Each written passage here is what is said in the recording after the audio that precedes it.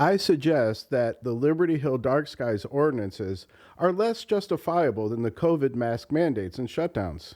They are also more dangerous because they are not temporary and because they are a more subtle form of destroying liberty, one small step at a time. They force the will of elites who know the so-called settled science of light pollution and how businesses turning off their lights at night reduces crime. They have the will to impose their standards on the citizens of Liberty Hill, even to the point of telling us what lights we can use and what Christmas lights we can hang. Hi, I'm Pastor Bill Brannan with the Liberty Hill Voters Association. I encourage everyone to read the current ordinances for themselves and make your own decision. We have posted them at www.lhvoters.com. When COVID-19 was first announced, I was watching the CDC website closely because I was both running a school and the pastor of a church. What I saw was a virus that targeted certain high-risk people, like the elderly and people with pre-existing conditions. I did not expect there to be shutdowns and mask mandates. Once they were announced, I was deeply grieved because they demonstrate a loss of understanding the principles of liberty and human flourishing. Even if shutdowns save some lives, how do we quantify how many more lives will be lost to suicide, depression, drug addiction, and weigh that with other side effects of shutting down the economy?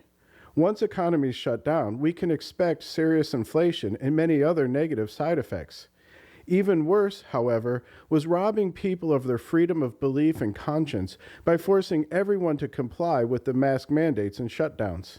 People should have the freedom to believe the facts they choose and weigh the risks for themselves.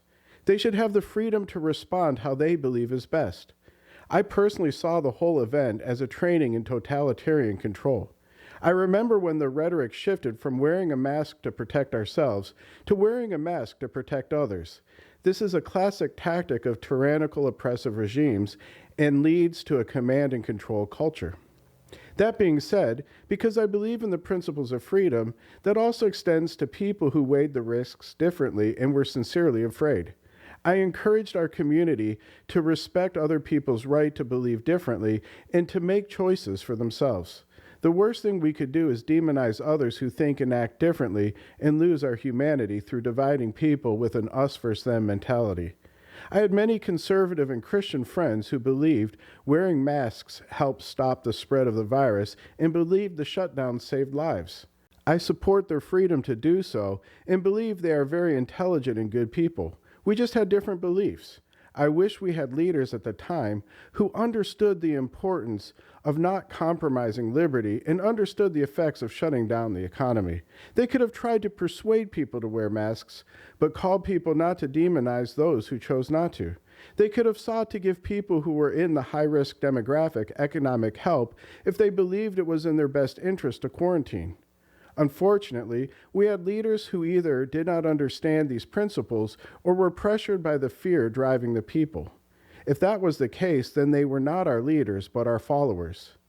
The reason I see the COVID shutdowns and mask mandates as more justifiable than the Liberty Hill Dark Skies ordinances is because many people were afraid for their lives during COVID. Because we often look to government to solve all of our problems and have lost the principle of personal responsibility for thinking and acting, the weight of the decision fell upon few rather than was spread out upon each one of us, as the principles of liberty would require. If they got it wrong, they would be responsible for many lives. If we as individuals get it wrong, the risk is severely limited. The Dark Skies ordinances, however, are forcing the agenda of an international dark skies organization upon the citizens of Liberty Hill. They are using our fear of change and what that means for the city we love to cause us to give up the principles of liberty. They are proclaiming the settled science of light pollution and labeling those who simply ask people to read the ordinances for themselves and to think for themselves as spreading misinformation. All of this is less justifiable but completely understandable. Our hope is to get people to read the ordinances for themselves and to think for themselves. If you disagree with us, we support that. If after careful research and thought you come to a completely different conclusion, we are glad that it was done through reason rather than emotion.